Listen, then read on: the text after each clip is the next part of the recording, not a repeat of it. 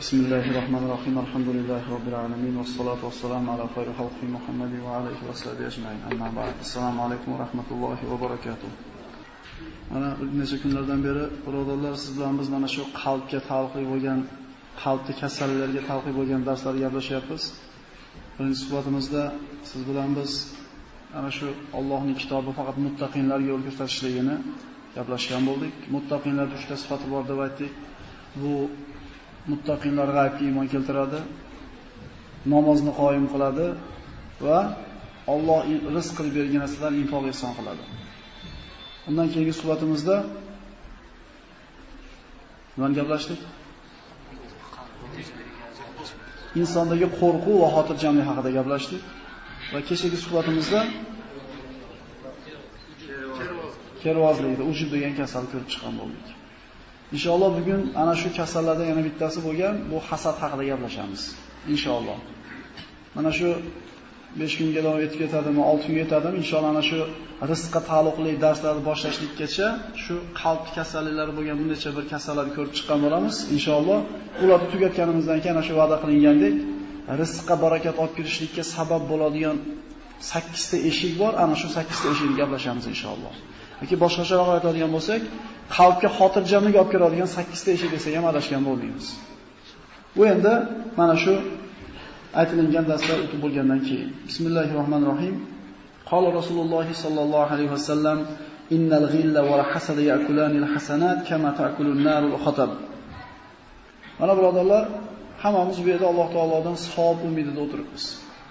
Ramazonda roza tutyapmiz, ko'zimizni, qo'llarimizni, a'zolarimizni gunohdan tiyapmiz, bitta narsa umidida. Odamlar rahmat demikin, odamlar menga bir ishonib, davirat qilib narsalarni ish beramikin degan niyatda emas. Nima niyatda qilyapmiz buni? Oxiratdan umidimiz borligi uchun Alloh taolodan savob umid qilgan holatda. Endi tasavvur qilaylikki, biz bir narsani bir qiylanib to'playapmiz, uyga kelib jamlayapmiz, nazarimizni sondig'imizga tashlayapmiz. Uyimizda bir qul chiqib qolganki, bir chekadan olib turibdi. Biz to'g'rizyapmiz, ancha bo'lib qoldi, allaqancha bir songa yetib qoldi deb turib sondiqlashgan mahalimizda, sondiqda yaraman bo'lmaganini ko'rgan paytimizda qilgan mehnatimizga achinamiz va kim olayotganligi haqida o'ylanib qolamiz. Siz bilan biz hayotda qilayotgan amallarimizdan umidimiz bu savob. Mana shu savobni qiylanib kim pul bilan, kim joni bilan, kim moli bilan, kim harakati bilan to'playapti-yu, lekin shunday bir kasal bor ekanki, bu savoblarimizni yo'qib tashlaydigan kasal bor ekan. Bu hasad. Rasululloh sollallohu alayhi vasallam marhamat qilyapti. Albatta, g'illa g'ashlik, ya'ni musulmonlarga nisbatan qalbingizda gina kuduratda bo'lishligi va musulmonlarga nisbatan qalbingizda hasad degan marazni bor bo'lishligi hasanotlaringizda yeb tugatadi, xuddi o'tinni olov yeb tugatgandek. Rasululloh sollallohu alayhi vasallam aytadi, meni ummatim 3 ta narsadan hargiz qutula olmaydi deydi. Ya'ni 3 ta kasal borki, insonlar hech qaysi bu kasaldan omon bo'la olmaydi. Bulardan bittasi yomon gumon, ikkinchisi hasad va to'rtinchisi uchinchisi shumlanishlik. Hasad degan kasal har bitta insonning qalbida bo'ladi. Xoh mo'min bo'lsin, xoh kofir bo'lsin. Endi kofirdiyu, yo'qotadigan hech narsasi yo'q. U har qancha hasad qiladimi, gina qiladimi, unga bo'laveradi. Chunki oxiratdan umidi yo'q uni. Albatta boradigan joy jahannam bo'ladi. Endi musulmonga ozgina alam qiladi. Qiylanib ovqatini, sharobini qo'ysa Allohning roziligi uchun. Qiylanib uyqusidan turib namozni o'qisa, qiylanib topgan pulidan Alloh yo'lida infoq ihson qilsa-yu, lekin shu qilgan ishini savobi solinadigan paqiri teshik bo'lsa-da. Daryoga borasiz, suvda paqirni olasiz, uyga kelgunizcha tayda teshik borligi uchun bo'sh bo'lib qoladi. Yana borasiz, olasiz, kelgunizcha to'kilib ketaveradi. Paqirda tayda teshik borligini bilmagunizcha, ana shu teshikni yemamagunizcha, sizni bu mehnatingiz habada bo'laveradi. Xuddi shunga o'xshagandek, agar siz bilan biz qalbimizda g'illag'ashlik, hasad degan kasalni chiqarmas ekanmiz, bizni qilayotgan savoblarimiz Rasululloh hadisda marhamat qilgandek, kuyib ketayotgan o'tinga yoki yog'ochga o'xshab turaveradi. Ana odamlar mana shu 3 ta kasaldan hargiz qutula olmaydi Rasululloh sollallohu alayhi vasallam. Birinchisi gumon. Ya'ni gumon degan narsa, mana aytamiz, falonchining uyiga borib chaqirsak, hadab chiqavermasa, uxlayotgan bo'lsa kerak-da. deb gumonga boramiz. Yoki biror bir majlisga yig'ilishga aytgan bo'lsak, kech qolib kelsa, ha bu o'zi beparvo. Bizda albatta nimagadir yomon gumon keladi kallamizga. Ha, xufton namozini o'qimagan bo'lsa, xuftonni o'qiyotgandir yoki bo'lmasam namoz o'qib o'tirib yoki Qur'on o'qib o'tirib eshitmayotgandir degan yaxshi gumon kelmaydi, albatta nima deymiz? Bu atay chiqmayapti deymiz. Meni kelishim bilardi deymiz, o'shuning uchun chiqmayapti deymiz. Bu bizni to'g'ritmaydi. O'shuning uchun aytilgan vaqt kelma qilmaydi. Hadislarda keladi. Bir musulmon birodaringizdan bir ayb ish bo'lsa, shu ayb ishni bir sabab bilan qilgandir, bir uzri bordir deb 100 ta uzr qidir unga deydi. Agar 100 ta uzrni topa olmasang, 101-chi uzrni qidir deydi. Ya'ni birodaring haqida hech qachon yomon iymon keltirganlar ko'p gumonlardan tiyilinglar dedi Alloh taolo Hujurat surasida. Chunki ba'zi gumonlar nima deydi? Gunoh deydi. Yomon gumon hamada bo'lar ekan, xususan mu'min bu narsadan qutulishi kerak. Payg'ambarimiz aytayapti, qutula olmaydi deydi. Yaxshi gumon qilib qo'yaylik deymiz. Ichimizdan bittasi chiqib qoladi, esimizga keladi. Haqiqatan yaxshi gumon qilib qo'yaylik. 10 marta vaqtida kelgan aytilgan vaqtga bir marta kech qolsa albatta yomon gumon qilamiz. Mana shu narsani ehtiyot bo'lishlik kerak. Ikkinchisi hasad. Mana va idza zananta fala tuhaqqiq. Payg'ambar sollallohu alayhi vasallam agar gumon qilsang, kavlashtirma deydi. Ya'ni shu odam bir mashinasi bir nojo'ya joyda turibdi-da, nojo'ya mahalda. Shu bir ishi bor. Ya'ni gumon bu. Alloh biladi, buzilib qolgandir, tashlab ketgandir joyga mashinasini. Mingta uzr bo'lishi, lekin biz yomon olamiz. Endi agar shu yomon gumon ikkinchi marta ham ushlab turganini ko'rsang, nima qilma deyapti? Kavlashtirma deydi. Buni tagiga yetish kerak. Bunda bir gap bor. Shu gapni gapirayotgan odam zamonasining ilg'or odami, majlisda ziynati bo'ladi. Chunki davrani qizitadigan odam shunaqa odamni gapi bilan qiziydi. Ikkinchisi hasad. Fa idza hasadta fala tabghi. Hasad bu nima? Mana ikkita narsa bor. Havas bilan hasad. Aytamiz, hasad degani bizning tushunchamizda o'sha birovdagi narsa sizda bo'lishligi. Shundaymi? Havas unda nima? Nima havas?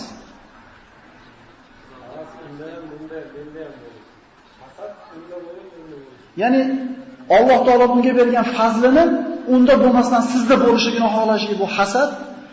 Undagidaqa narsa sizda ham bo'lishligi havas. Demak, hasad qilib bo'lmaydi. Birodarlar, havas ham qilib bo'lmaydi. Aytaymi nimaga? Chunki siz havas qilayotgan insonda shu boyligi yoki siz havas qilayotgan shu narsasi uni jannatga yetalyaptimi, do'zaxga yetalyaptimi? Ayta olasizmi? Ikkita odamga havas qilish mumkin deydi Rasululloh sollallohu alayhi vasallam. O'zini havas qilib olmaydi, havas ham qilib olmaydi.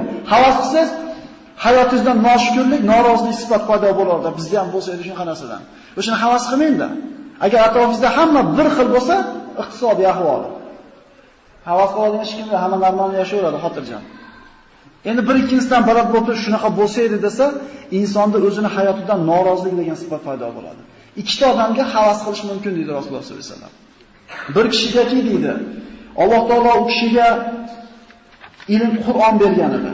Mana la hasada illa fi snatayn, rajulun ataahu Allohu ta'ala al-Qur'an wa huwa yaqumu bihi ana al-layli wan-nahar. Alloh taolo bergan bir kishiga havas qilsa bo'ladiki, bu Qur'on egasi edi. Qur'onni kecha va kunduz qoyim qilishligi bilan turadi deydi. Ya'ni Qur'onni tilovat qiladi demayapti birodarlar, muhtaram qorakalar, Qur'on o'qishni biladiganlar. Qur'on o'qiydi emas, qoyim qiladi. Namoz o'qiydi emas, qoyim qiladi. Qur'on undan hayotida qanday yashashini talab qilsa, Qur'on aytgandek yashayotgan odam qoyim qilayotgan bo'ladi. Shu odamni Qur'onini havas qilsa bo'ladi. Yana bir kishini havas qilsa bo'ladiki, Alloh taolo unga mol dunyo berdi. Shu mol dunyosini erta-yu kech Allohning yo'lida sarf qilyapti. Ito'p pulini emas, Alloh yo'lida sarf qilayotganligini havas qilish kerak. Chunki siz havas qilgan pulni Alloh shart sizga berib qo'yganda, Alloh yo'lida sarf qilishlik sizda bo'ladimi, bo'lmaydi, buni Alloh biladi. Tushunalingmi? Pulini emas, o'zini emas, qilayotgan solih amalini havas qilsa bo'ladi. Demak, hasad bu odamda bor narsani unda yo'q bo'lib, sizga o'tib qolishligini o'ylashlik bu hasad deyiladi. Havas ana shu odamdagi narsa sizda ham bo'lishligini xohlash. O'zi havas ham qilib bo'lmaydi. O'zingizni kuningizga qarab yashayveringda. Mana bizda qanaqa? Din ishlarida o'zimizdan pastroq bo'lgan odamga qarab turib, o'zimizni ancha yaxshi his qilamiz, tetik his qilamiz. Ancha-muncha odamdan biz nimamiz? Yaxshi o'qib qolganmiz. Endi dunyo ishlarida o'zimizdan balandroq bo'lgan odamga qaraymizdaqa, biz ham shulardaqa yasharmikanmiz deymiz. O'zi aslida aksi bo'lish kerak edi. Bunday qoldi, bunday bo'lishi kerak edi. Dunyo ishida bizdan ko'ra holi xarobroq odamga qaraganda qalbimizda xotirjamlik, Allohning bergan kuniga shukr degan sifat paydo bo'lardi. Din ishlarida o'zimizdan yuqoriroq bo'lgan odamga qarasak, shularga qarab yetish kerak degan havas paydo bo'lardi. Shunda inson xotirjam yashardi. Bizda ana shu o'lchovlar teskari bo'lib qolganligi uchun hammaning hayotida muammo yetarli birodarlar. 10 ming bo'lganda ham normalniy bo'ladi deyapmiz, 10 ming bo'lyapti, normalniy bo'lmayapti. Chunki 10 mingga yetganingizda 20 minglik ko'rinyapti ko'zingizga. 30 ming qilganingizdan keyin 100 minglik ko'rinyapti ko'zingizga. Bu tog'ning cho'qqisiga o'xshar ekan. Tog'ning cho'qqisini ko'rganingizda mana shu eng baland cho'qqidir, chunki u yog'i ko'rinmayapti-da. Chiqqaningizdan keyin orqasidagi cho'qqi keyin ko'rinar ekan. O'shuning uchun birodarlar biz o'lchovni to'g'rilab olishimiz kerak. Agar bir odamda hasad qilsang deydi, yuzaga chiqarma deydi buni payg'ambar sollallohu alayhi vasallam. Nima degani bu? Hasad qilasan, yomon ko'rasan, tiling bilan, qo'ling bilan ko'rsatib qo'yma buni deyapti. Chunki bizni qalbimizdan o'tgan gunohga bizga gunoh yozilmaydi birodarlar. U tilimizga, qo'limizga chiqqandan keyin gunoh yoziladi. Alloh taolo mana sizlarda qalbingizda o'tgan g'illag'ashlikka gunoh yozilmaydi, magar qasd qilib harakat qilgan, yuzaga chiqargan ishlarga gunoh yoziladi deyiladi. Demak, gumonni gaplashdik, hasadni gaplashdik va shunlanishlik. Shunlanishlik nima u? Va ida tayyarta famdi. Nima edi shunlanishlik? Shupurgida tikka qo'yib qo'yish, pishadi, duo qilayotganda dasturxondan olib qo'yish, mashina bilan ozgina oldiga yurib qo'yish, oldidan mishig'i ko'p bilasizlar, unaqa narsalarni. Bu masalada orqar odamman, o'sha ko'pga misolni aytaman. Tiqilib yotibdi hayotda. Ha? Ertamanda birinchi tashqi klient bo'lsa, xotin kishi bo'lsa, ish orqaga yurishligi, oldidan it yursa ishi yaxshi bo'lib, mishig o'tsa yomon bo'lishligi. Birodarlar, bu bari bu bid'at, umuman gunoh bo'lgan ishlar. Agar shunlansang deydi, yur oldiga deydi. Mana mashinada oldiga yurib qo'yishlik bor. Men bir elektrikidan ham so'radim, motorisidan ham so'radim, o'zining ishini zo'r ustalaridan. Akalar, agar men shu mashinani texnik tomonini tushunmayotgan bo'lsam, aytib qo'yinglar. Oldiga ertaman jichi yurib qo'yishlikning bir hikmati bormi? Desam, u motorisi ham elektrikga ham aytdiki, hech qanaqa aloqasi yo'q. Siraz orqaga yursa bo'laveradi. Devorga yashgina mashinasini taqab qo'yganda bu birinchi ezib bo'lsa ham oldiga jilib qo'yadi. Shundaymi? Birobar to'g'ri orqaga yuraveringlar. Agar shu mashinani orqaga yurishlik bilan ishimiz orqaga ketib qoladigan bo'lsa, shunchadan beri yurishib ketmayapti, qanaqa oldiga yuryapti. Demak, odamlarda mana shu narsadan qutula olmasligi payg'ambar sollallohu alayhi vasallam aytayapti. Yomon gumon, hasad va shundan. Bu domla shogirdlariga mana shunga o'xshagan ilmlarni bid'atligini gapiribdi-yu, bir shogirdiga borsa shupurgini tikka qo'yib qo'ygan ekan. Domla o'zi o'rgatgan bid'atni. Shupurgini yotkizib qo'y debdi. Yomon bo'ladi deb. Desa, domla, bu bid'at desa, tushirib qo'y, yomon bo'ladi. Nima bo'ladi desa, uch qayrilib qoladi degan ekan. Ya'ni ayotlarda shupurayotgan bo'lsa, qoqilib yiqilib tushmay olib qo'y desa mumkin endi. Lekin ayotlarda shupurgini oxlasa ish orqaga yurib ketadi, nima qilib qo'y? Bid'at birodarlar. Alhamdulillah, mana shu narsani bir 15 yil gapirsangiz, har xil laqablarni qilishadi. Allohga hamdlar bo'lsin, ozgina ilmdan xabarimiz bo'lgandan keyin bu gapni dadil gapirsangiz, odamlar qabul qilyapti. Xo'p. Hasadgo'y odam. Odam mana o'zini, qalbini qanchalik tarbiya qilishligi bilan hayotini shirin yoki achchiq bo'lishiga o'zi bir to'g'ridan-to'g'ri sabab bo'lib qolar ekan. Mana ikkita odamni olamiz, bittasining qalbida hasad bor, bittasining qalbi hammaga nisbatan sof. Ikki xil odam bir xil holatga tushadi. Ko'chada ketayotganda hasadgo'y odam yomon ko'radigan odamni chiroyli mashina minib o'tib ketganligini ko'rdi. Uyga kiradi, uyga kelganda bola chaqasi uyda yo'q, nariyoqqa ketibdi. Svet ham o'chib qolib o'chashgandek, jim o'tirish kerak. To svet yonguncha, to bola chaqasi uyga qaytib ketishicha uni qalbida nima yonadi? Hasadgo'yni yolg'iz qolishligi azob, mashaqqat. Chunki har kun o'tib ketgan mashina ko'ziga kelaveradida, qaynaveradi ma'ta. Endi taqvodor bo'lgan, qalbi birovga nisbatan g'illag'ashlik bo'lmagan odam yolg'iz qolsa maza qiladi. Bola chaqa ketibdi, svet o'chib qoldi. Tasbih aytib o'tiradi maza qilib. Yodlagan Qur'on takror o'tiladi. Bir xil holat. Hasadgo'y bilan qalbi xoli odamga hasaddan. Bittasi uchun bu holat rohat, bittasi uchun bu rohat azob. Demak, svet o'chib qolishiga kimga rohat bo'lsa, kimga azob bo'lar ekan. Bu insonning o'zini qalbini holatiga qaralar ekan. Hasadgo'y uchun deydi ulamolar mana 5 ta musibat bor deydi. Mana hasad aytdik, birovdagi narsani sizga o'tib qolishligini xohlashligingiz. Birovdagi narsani unda bo'lmasligini xohlashligingiz. Birinchi unga bo'ladigan musibat. G'ammun la yanqati. Hech qachon tugamaydigan nima? G'am. Chunki albatta kimdir sizdan qaysidir masalada nima bo'ladi? Baliq bo'ladi. Agar ko'ra olmaslik sifati bo'ladigan bo'lsa, bu inson hech qachon g'amini bo'lmaydi, tugamaydi. Ikkinchi bo'ladigan musibat. Musibatun la yujar alayha. Bizi har bitta qilayotgan ibodatimiz mashaqqat birodarlar. Roza tutyapmiz, mashaqqat. Masala eshityapmiz, mashaqqat birodarlar bu ham. Ishonaveringlar. Sadaqa qilyapmiz, mashaqqat. Lekin bu mashaqqat uchun ajr olamiz, haq olamiz Allohdan. Lekin hasadgo'y ham mashaqqat chekadi, hasadgo'y bo'lgan, lekin bunga ajr olmaydi. Uchinchi bo'ladigan musibat mazammatun la yuhmad biha. Malomatga qoladi, mazammatga qoladi, maqtalmaydi bunaqa odam hech qachon. Haqni gapirib qo'yib dunyoda malomatga qolgan bo'lsangiz, qiyomatda maqtalasiz. Haqni gapirib odamlarni yomon degan bo'lsa, mazammatga uchragan bo'lsangiz, qiyomatda Alloh taolo darajangizni ko'taradi.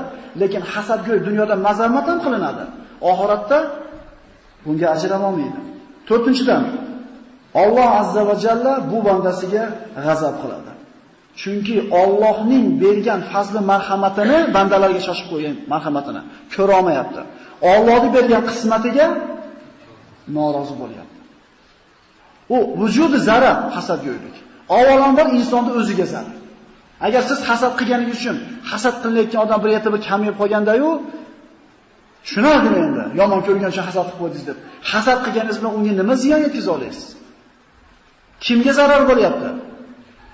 Qiynanib, misqollab topgan savobini botmonlab, o'tindaqa kuydirib tashlayapsan inson hasad qilishlik bilan. Va to'rtinchisi, tug'laqu alayhi abwabut tawfiq. Menda ham o'sha bo'lsin deb intilyatuvding, shunga yetishlik yo'lini Alloh to'sib qo'yadi deyapti. Qaranglar-da, tinimsiz hasadda yashaydigan, tinimsiz hasadini tilga chiqargan odam qarangda, haqiqatan o'sha narsa bo'lmaydi unda. Nimaga bo'lmaydi desa, Alloh taolo o'sha yetaman degan narsasiga to'sib qo'yadi yo'lda deydi. Havas qilganida ehtimol yetishi mumkin, lekin Allohning qismatiga norozi bo'lgani uchun Alloh taolo hech qachon bermaydi unga narsani. Umrining oxirigacha hasad qilib o'tib ketadi bu odam. Mana Rasululloh sollallohu alayhi vasallam sahobalardan biridan rivoyat qilinadi. Kunlardan birida Rasululloh sollallohu alayhi vasallam sahobalarga o'tirganda payg'ambar sollallohu alayhi vasallam aytdilarki, mana hozir oldinglarga bir kishi tahorat olib kirib keladi. Albatta u jannat ahlidan dedi. Sahobalar hatto shunda bir oddiy odam kirib keldi. U Abu Bakr emas, Umar emas, oddiy bir kishi kirib keldi. Deyarli hech kim tanimaydigan sahobalardan ekan. Ertasi kuni o'tirishib yana Rasululloh gapini qaytardi. Hozir oldinglarga jannatiy odam tahorat olib kirib keladi dedi. Yana qarab turishdi, kechagi odam kirib keldi. 3-chi kun aytdi, 3-chi kun ham o'sha odam kirib keldi. Abdulloh ibn Amr roziyallohu anhu aytdiki, bu odamda nima ishi bor ekan? Jannati deyapti Rasululloh sollallohu alayhi vasallam dedi. Hali kishining uyiga bordida aytdiki, birodar dedi, otam bilan chinga kelisha olmay qoldik, 3 kunga kirmayman deb bir qasam ichib qo'ydim. Shu uyingizda 3 kun tunasam maylimi dedi. Islomda birodarlar, mehmonda 3 kun haqqi bo'ladi. Ishga kiramiz deymiz. Ya men mashinadan qaytaman deydi. Ketayotganda bir aytib qo'yamiz, ishga kirar deymiz. U ham biladi ichingizdagi narsani, siz ham bilasiz uni ichingizdagi narsani. Mehmonda haqqi 3 kun. Birinchi kun o'zingiz yeyotgan ovqatdan sal ziyodaroq ziyofat qilib berasiz. Ikkinchi, uchinchi kuni o'zingiz yeyotgan taomdan beraverasiz. 3 kungacha so'rab bo'lmaydi nima keldingiz dedi. Bu hayol birodarlar. Hozirgi zamonda aqlimizga mehmonxona degani, hoji aka, mehmonxona degani. Ana shu mehmon kelsa, indamasdan keyin yotib qolish kerak bo'lgan xona edi. Hozir mehmonxona degan faqat ziyofat qilganimizda iftor yoki to'y qilganimizda kirgizamiz u mehmonxonaga, boshqa payt u mehmonxona emas. Otalarimizning ichki tashqi hovlisi bo'lgan. Tashqi hovliga shuni kirib kelavergan, hojatxonasi ham bo'lgan, yotoqxonasi ham orqa tomonda ayollarga xotin xalasi og'ir demagan, qo'shib turlar demagan bizga o'xshab. Chunki ular to'yda rashatini olmaganda sahna qilib. Aylantirib yusagan sahna kerak bo'lsa, tutib ko'proq bo'lsin. Ular bunaqa ham bo'lgan emas. Ularda mehmonni hisobi bo'lgan, uyning o'rtasiga solgan, uy planda. Narigi tomon ayollar tomon, bu erkaklar tomon bo'lgan. Har kishi 3 kun qoladi. Abdulloh ibn Amr birinchi kun qarasa, namozini o'qidi, xutonni o'qidi, bismillah dedi, Allohu akbar deb yotdi uxladi. Ertaman turdi, har oddiy mo'min qiladigan ishni qildi.